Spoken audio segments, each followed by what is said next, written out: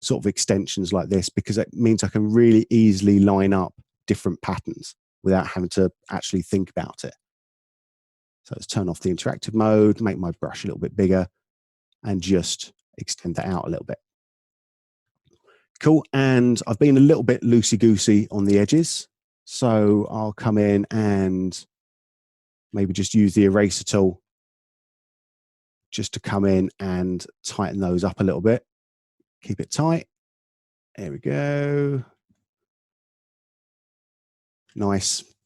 And I could probably tighten that up a little bit there, but you know, it's this is going to be good enough for jazz. Very nice and simple. Let's clean that bit up as well at the bottom. There we go.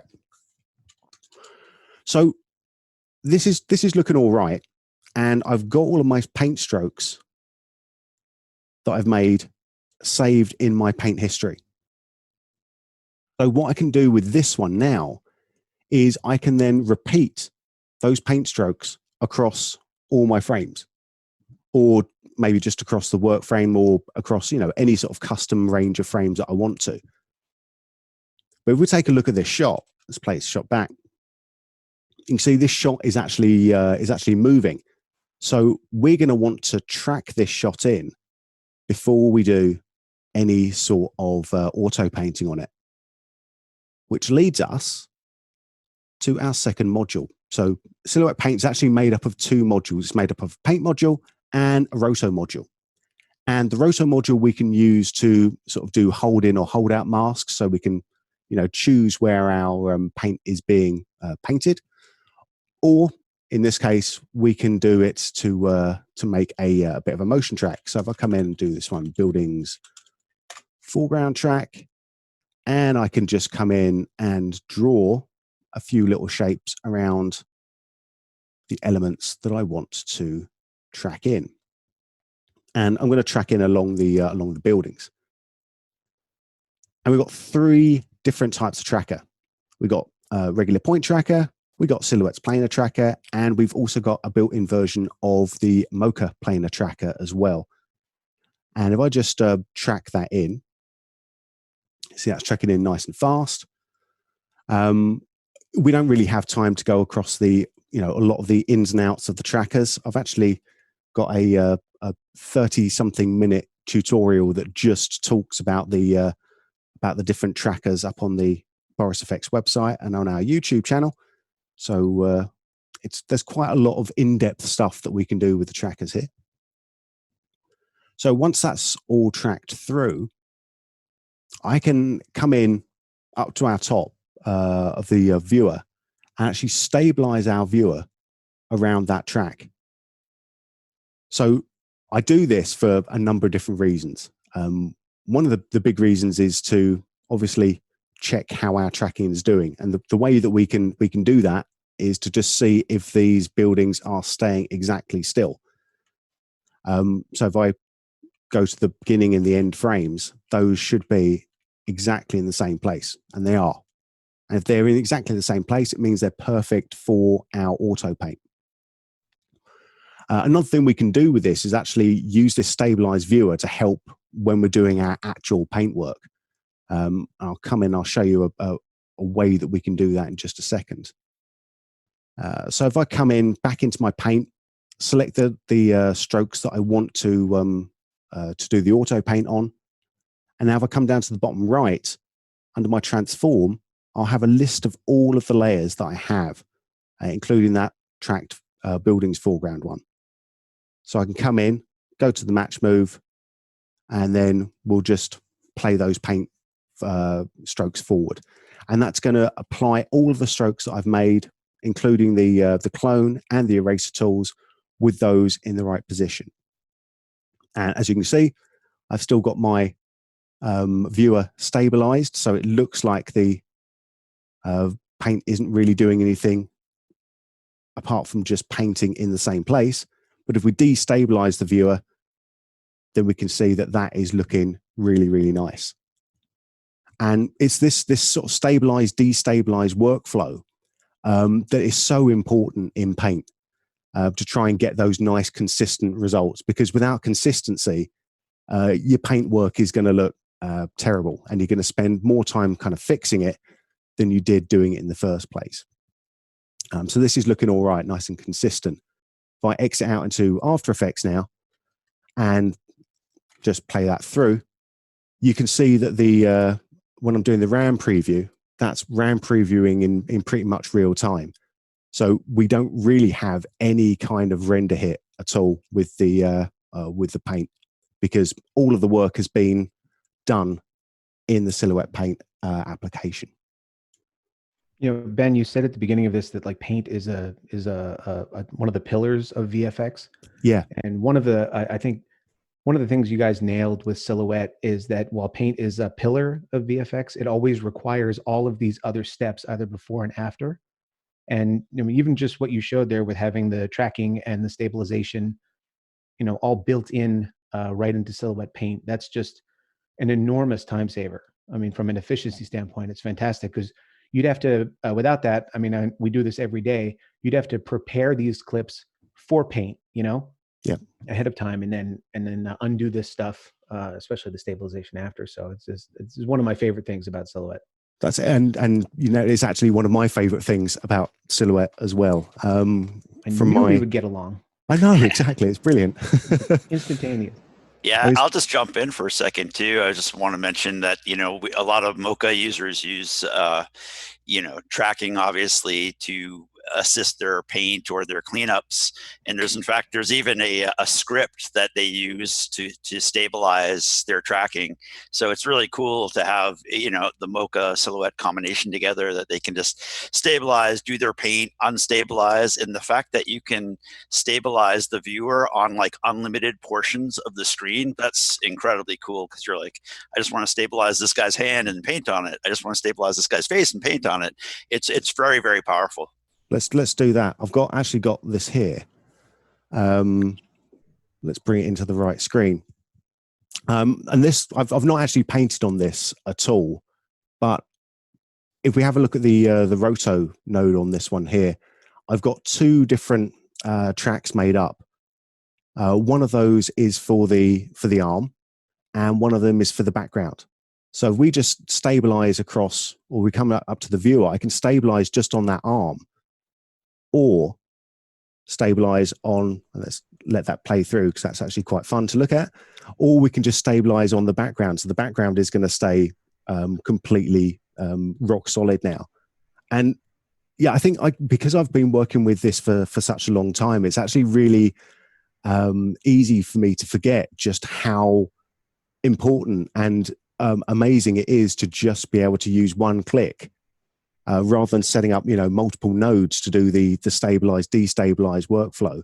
Just having, you know, one click to be able to swap between these different elements, and then again, just like being able to turn it off with another click is just, you know, it's really, really useful. And I don't know how to sort of, you know, overemphasize that. Yeah, it's really one of my favorite features. As someone who's been, you know, using Mocha and Flame and Nuke and After Effects, you know, for many, many years, to, you know, but recently learned Silhouette in the last year. You know, for me, this is really my favorite feature. Yeah. Well, the bonus here too is that the stabilization is all occurring on the fly, so there's no image degradation. There's no processing that's occurring to the actual frame. It's all taking place in the viewer. Oh, that's wild! I didn't know that. That's fantastic, because oh, that's just great. Good to know. Yeah, so it means that if we stabilize across the arm, you know, we looked at like at the beginning of a couple of the examples of the, you know, that sort of animated paint strokes going along. Having, you know, trying to chase your tail on those can be like really, really painful. So if we come in, I'll just let's choose, yeah, yellowish or green. Maybe green's good to show up here. Matches the smoothie there. So if I just sort of draw up one stroke there and move forward, you know, the arm is going to be in pretty much the same place each time. So I don't have to go chasing the arm on each you know, consecutive frame.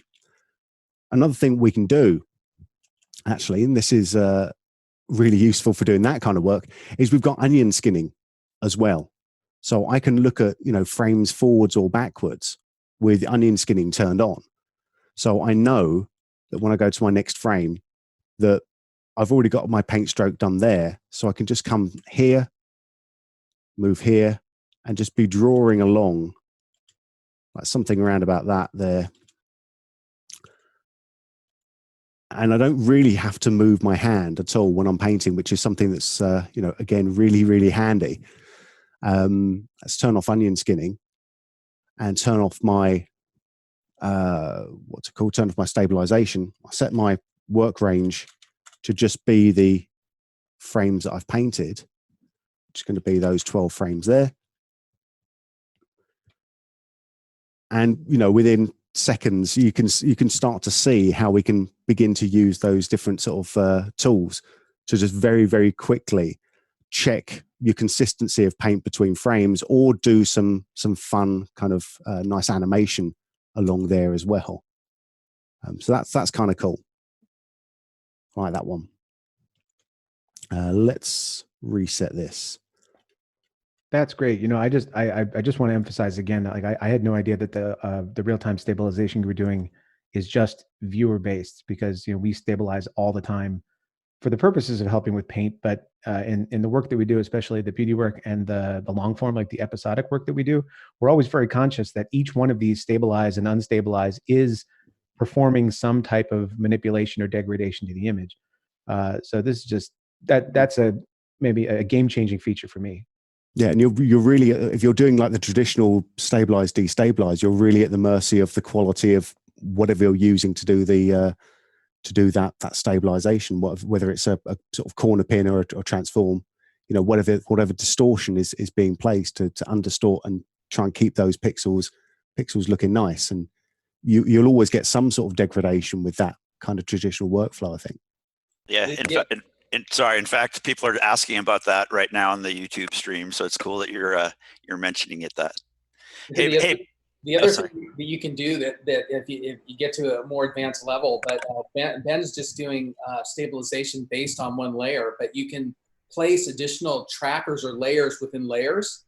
So you can get rid of gross motion, say, with the first layer, and then have trackers or other layers nested within to stabilize with double or even triple motion by layering trackers within each other.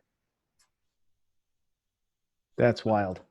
Thanks, Marco. Yeah. Hey, Ben, some people in the YouTube stream, I think maybe it would be just to jump in with a couple questions. Someone was asking about color correction, or color correction on clones, and maybe even touch on dodge and burn and detail stuff like that. Let's have a look at that. Okay, great. Thank you.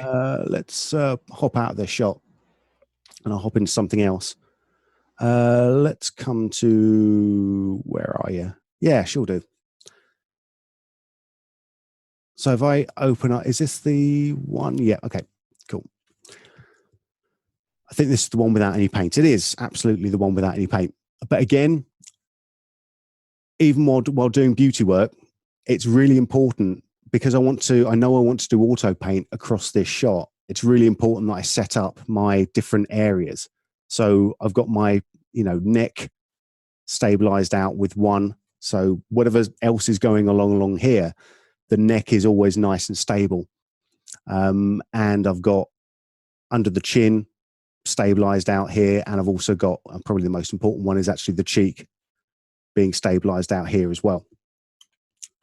So if we take a look back in paint, I'm going to come back into the skin. I'll show you a couple of things that we can do. We'll look at the color correction in regards to the skin as well. I think it's probably a good place to start. We've got this thing that's called auto grade. So if I just try and do a clone from here over to one of these blemishes there, let's maybe turn up the opacity. That'd be a good idea. And let's bring that up a little bit. So you can see, if I'm not painting just in the color, these little things, there we go. You can see that we can get away with cloning from one area that's pretty close to each other close to the destination. But if I try going a little bit further afield, it can be really easy to kind of give the game away with color there. If I turn on auto grade and do exactly the same stroke or exactly the same dot, you can see that isn't as visible, because what auto grade tries to do is it tries to do that clone, but match in the color from the actual destination that's already there. So you don't get those sort of big jumps in color that again kind of are there to give the game away. It's all about consistency and making sure that everything looks right. And especially with the smaller movements, any kind of small kind of like flicker within paint becomes immediately visible. So having sort of things like the auto grade to try and match in those sort of things kind of helps out that kind of job quite a bit.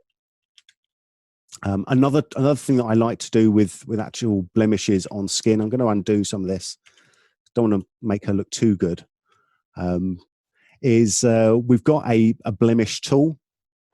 And what the blemish tool does, let's zoom in a little bit here, is it kind of blurs stuff out, but also introduces an amount of grain back into the image, so it doesn't just look. If I did that same stroke just with a blur, you can start to see, especially when we sort of zoom out, you can start to see we end up with these big blurred patches.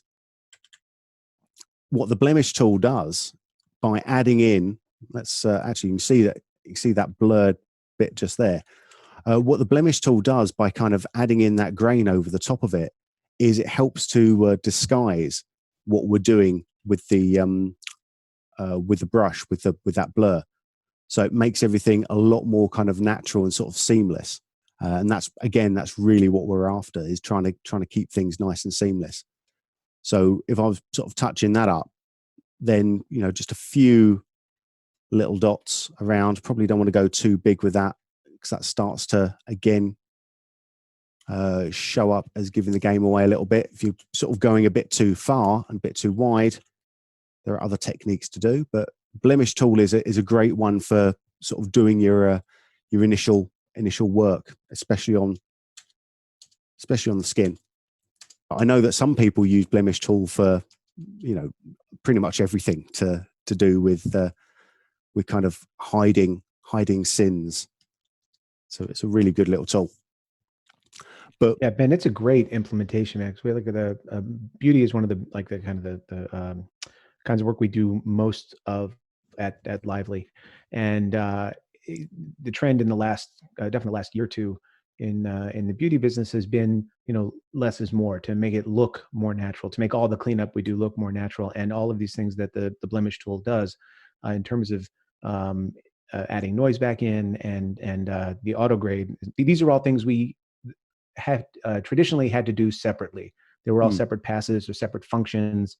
And the fact that they're integrated like this really shows that, the development of this tool was kind of orchestrated or motivated rather by people who do this every day. It's just a wonderful implementation.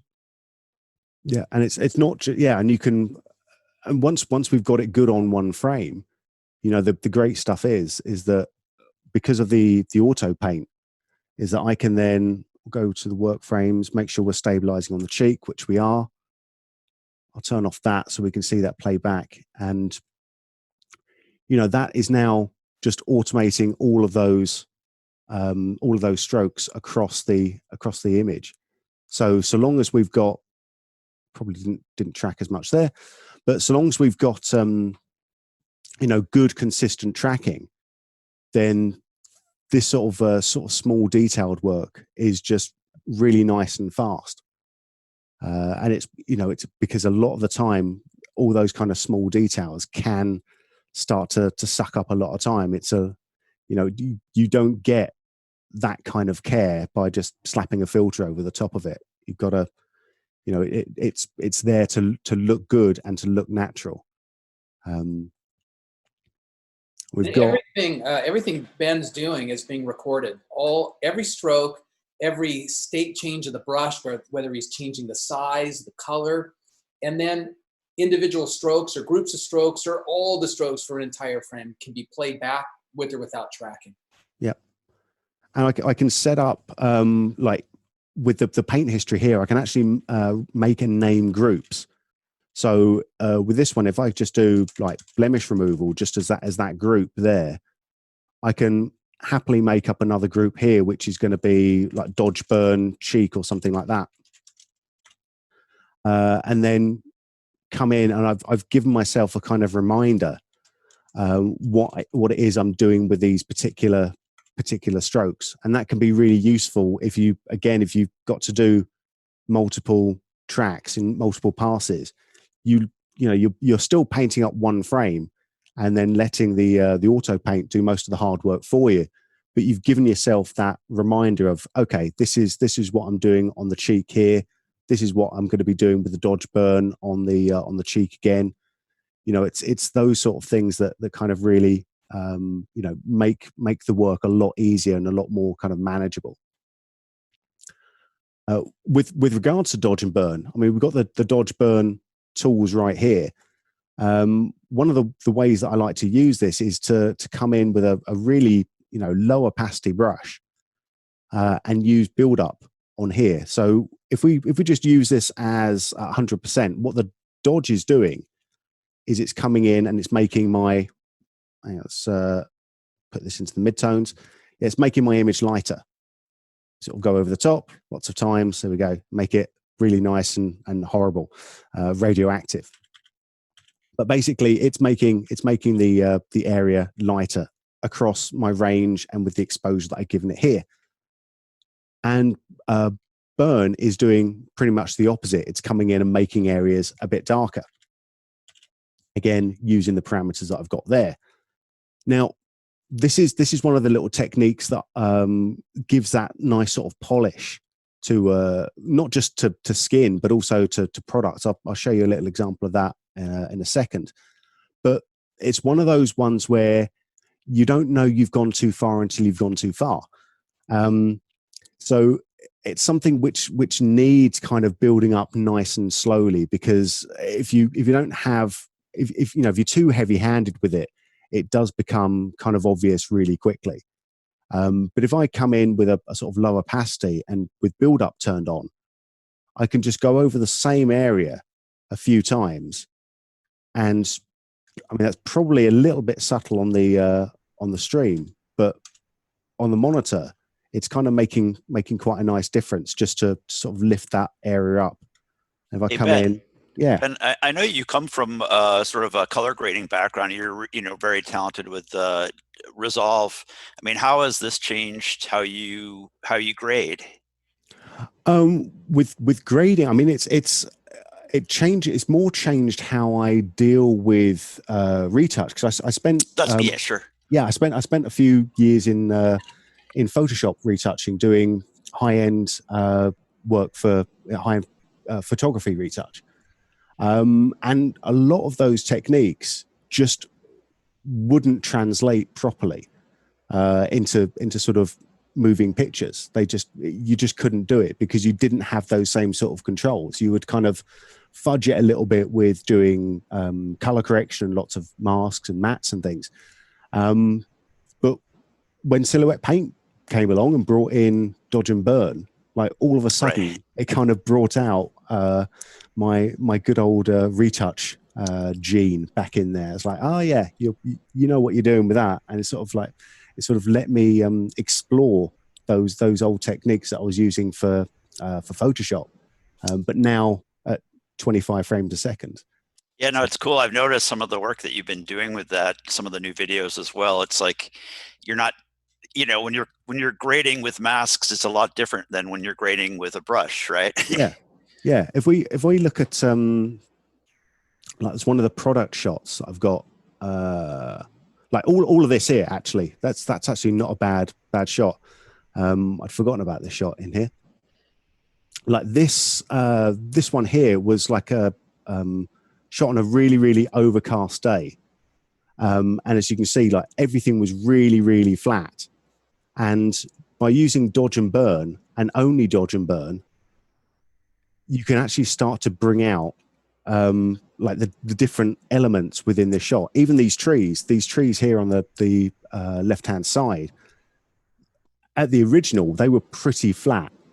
And then just by using dodge and burn, a few strokes there, boom, boom, boom, you've actually built up a bit of shape and a bit of texture within those trees. And that makes that sort of fit in a lot nicer. Let's stay away from the transition. I'll take a was that a Sapphire Crash zoom that I saw there? How dare you? Z zoom? Give away all of my secrets. Definitely Sapphire Continuum in there. Yes, yes. So, I mean, a question about the buildup. Yeah. Is that also something, the number of buildup passes that you do, is that also available as like in the history as an editable thing? So if you wanted to go back and it's not, but what you can do, hang on, let's pop back into something. I'll come back to this one. Where was I? It's probably that one there, wasn't it? What you can do, if you make if you like build something up here, I'm going to go too far with this one. Let's just zoom in a wee bit, take that down. I'm just going to go too far, and it's going to keep going. It's going to go radioactive quite soon. If I don't like the last stroke that I've done, if I think that's gone too much, what I can do is I can undo it just with, regular Control or Command Z. I can make a change, which take the opacity down to like 4 or 5, take it down to 4, and I've got a replay button. And what that does, it replays that last stroke that I did with those updated values. It's That's great. Probably easier to see if I do like a stroke here. I get 100% big red stroke there. I'm just going to undo that, change my brush to be a big blue brush instead, hit replay. Everything else about that stroke stays exactly the same. What I've done with that stroke stays the same, but it updates what I've done with the parameters down there. It's amazing.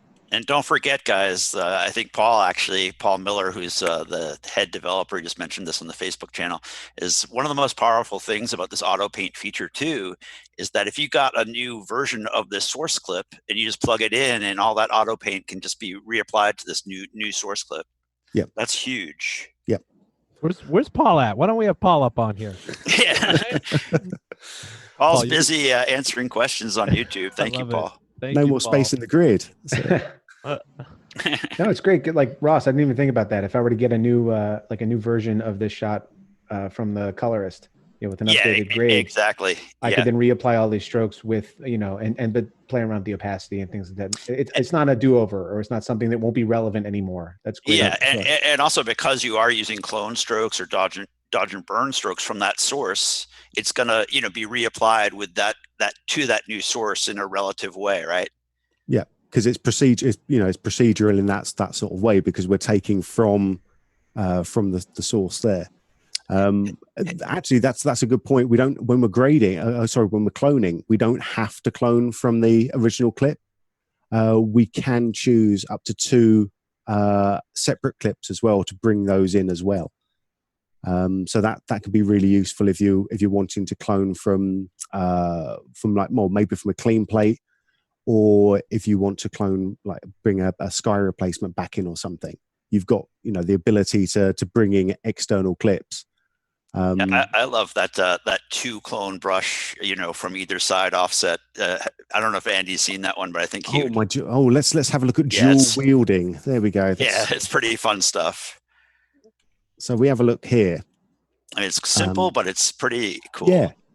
So if I take something from this side, so I've got one clone tool coming from underneath, I can actually set up a second brush in my clone and swap between them as well with just a simple keyboard shortcut, and be cloning from a different area, just like that there. And I can dual wield those. So if you have a little look, you've got oh man, it's cool, right?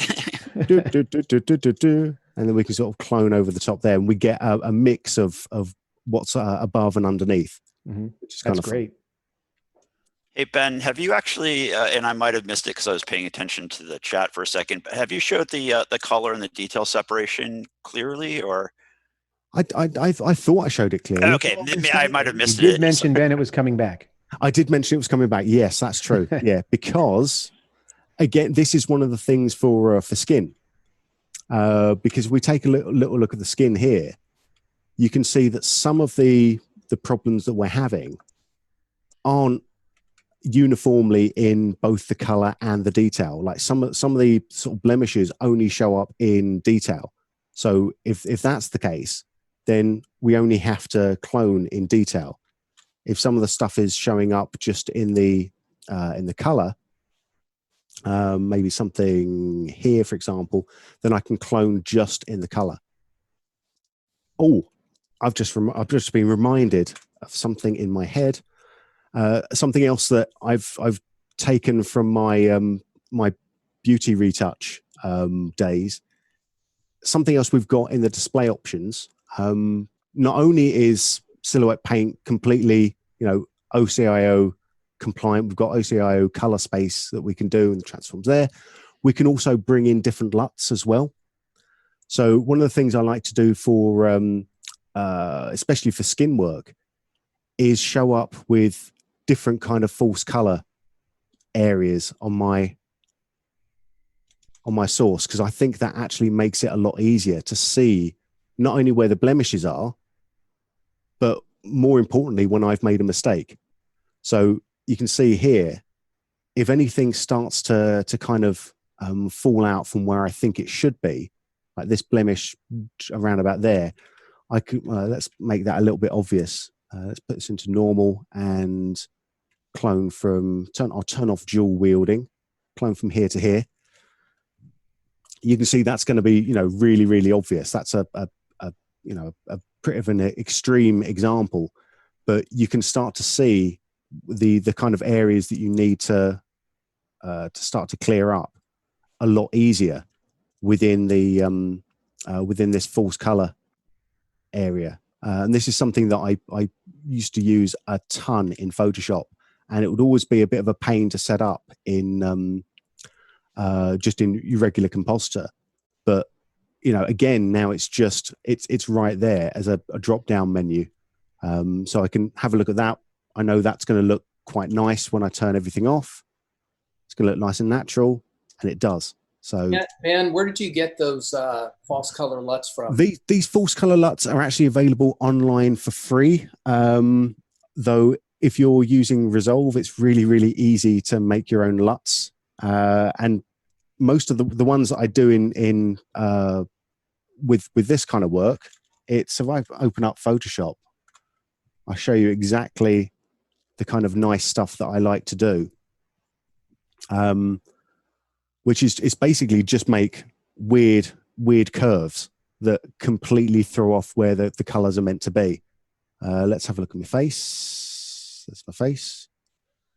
And if I do a curve like that, bring in curves. And this is basically what those LUTs are going to be doing. Is it's going to be taking my regular colors and kind of just throwing them off. So you can start to really see where those different areas are. So we can sort of save those out, and you really get to see where those problem areas are. It's a It's a cool technique. Really powerful technique. Just don't show them to your clients, Andy. They might like that look, right? It's gonna be a whole new look. That's 2021 right there, man. I like that look. That looks like it's that natural minimalist look I was describing just a few minutes ago. That's it. That's what it's all about. Just keeping things nice and subtle. Exactly.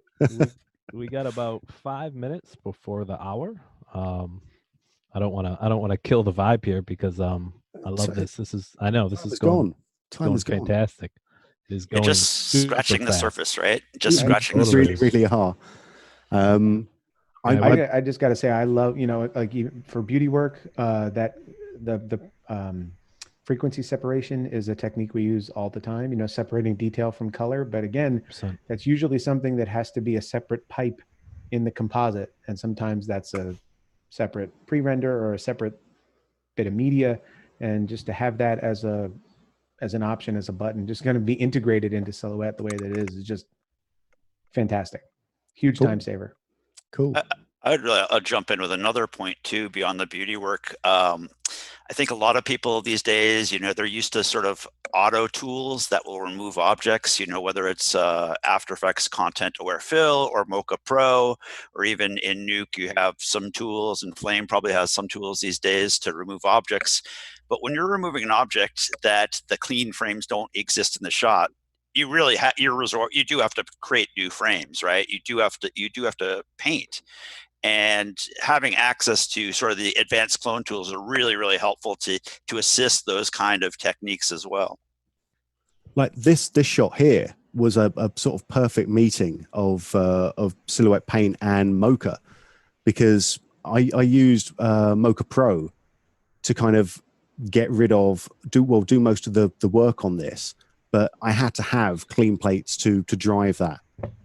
So I drew up a clean plate at the start and at the end of the shot, and then let Mocha, the Mocha Pro remove module, do the stuff in between. And there were a few points where I had to do sort of manual touch up afterwards.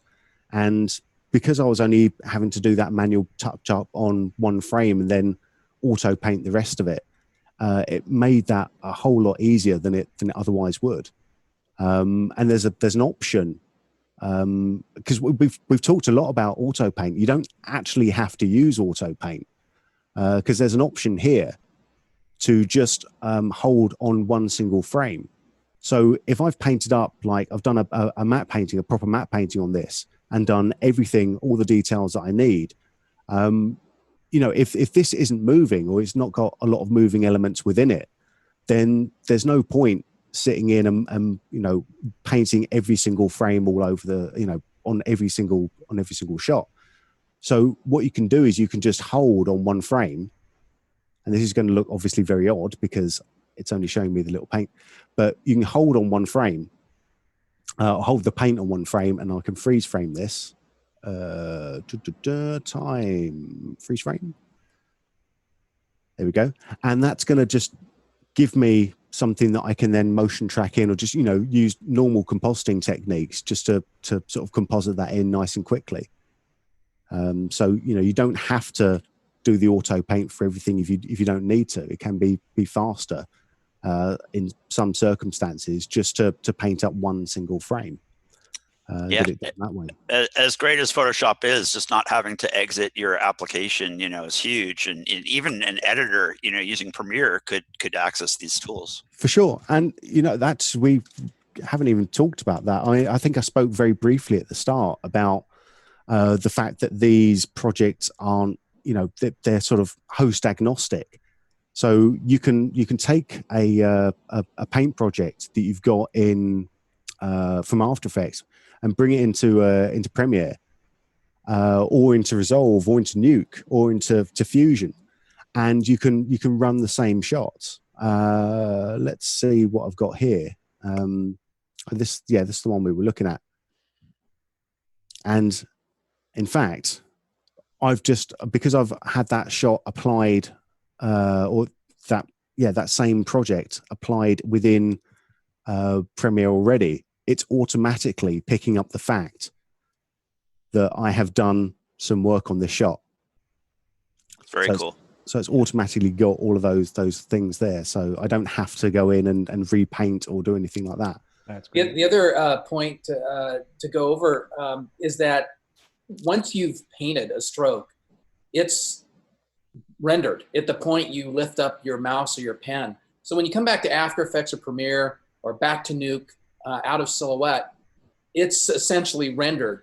You still would have to do a render, but at that point, it's just really fetching the pre-painted frames off a disk, so it's really fast. Yeah, absolutely. That's if we come in, I'll open up the. Is this the one? Yeah, I think it's the one we just done. No, that's not the one.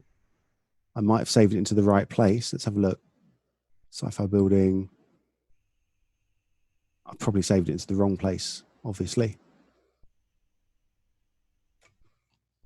So we've got this one in here, which I've painted up, and that's, you know, that's now a real-time playback in Premiere as some of the buildings get knocked down. But you know, you get the point. There's not that long render process that you normally would expect with Paint, because that render bit has been already done. It's already saved to disk. So you're just playing back stuff already from disk.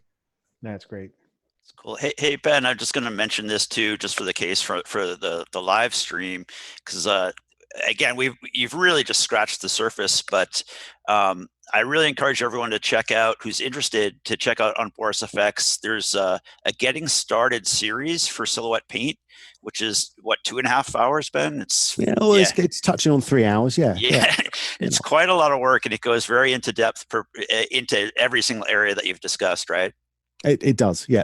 And it goes beyond some of the stuff that I've talked about. And, you know, there's still a lot of the more advanced techniques that I'm planning to talk about in future tutorials as well. So it's a great product because it's nice and fast, and it's very, very deep. You know, there's like 17 tools in total, but you know, the way that you use those is the important bit. It's those techniques rather than the tools themselves. Right. Even though the plugin is sort of like a V1 version, it's really, this is based on years and years of releases and in-depth features from the full Silhouette. Absolutely, and you know, that pedigree does show. It really is something. I think I've got to throw back, because otherwise people aren't going to win any prizes, are they? That's what fantastic stuff, Ben. Thank you so much. There's more, but that will have to wait. I'll have to wait. That was amazing. Thank you so much, Ben. Thank you very much. Ben. All right. Great job, Ben. That was awesome. Apologize to everyone out there that, you know, halfway through our live stream ended. That was totally my fault. But we jumped back on. So live and learn, right? Live theater, man. Live theater. All right, let's give away some prizes, right? This is the fun stuff. Our esteemed guest, Andy, let's kick it off with you, and let's just go big or go home. Let's give away a seat of Nuke Studio, right? Thank you so much to the Foundry. Thank you so much to the Foundry, an amazing gift. We were talking about $12,000 value. So Andy, why don't you tell people who won the seat of Nuke? That seat goes to Daniel Katz, who was watching the stream on YouTube. So congratulations, Daniel. Go out and make some great stuff. Congratulations, Daniel. That's amazing. Okay, so I'm getting chills, man. That was exciting. That was really great. I don't know. I'm feeling cheated. Yeah, I thought you were giving the Nuke seat to Andy. Andy Milkus wins the seat. Always a bridesmaid, you know what I mean? Cinema 4D. I think I would like that. Okay, let's go right down the list here. Congratulations to Trip Collins, who won a seat of Maxon Cinema 4D 1-year subscription. Thank you to Maxon for donating that amazing gift. Trip was watching on YouTube. A $200 online certificate to our friends at Action VFX goes to awesome stuff. Goes to Megan Margaret Thomas, who is watching on Facebook. Hey. Congratulations, Megan. And a 1-year subscription to the Boris FX Bundle, Sapphire, Continuum, Mocha, and Silhouette goes to Chaz Deli, who was watching on Twitter. So congratulations, Chaz. That's an amazing gift. That's everything we make for a year. Sarah Pauly on YouTube wins a 1-year subscription to Silhouette. Congratulations, Sarah. Stacy Lee wins the prize of the day, a 1-year subscription to Silhouette Paint for Adobe or OFX, your choice. Stacy is watching on Facebook. Congratulations to Stacy. And our last gift for this stream, the Akusnos ERA 4 Bundle Pro goes to @Omar A. Ortiz M, who is watching on Twitter. So congratulations to Omar for winning that.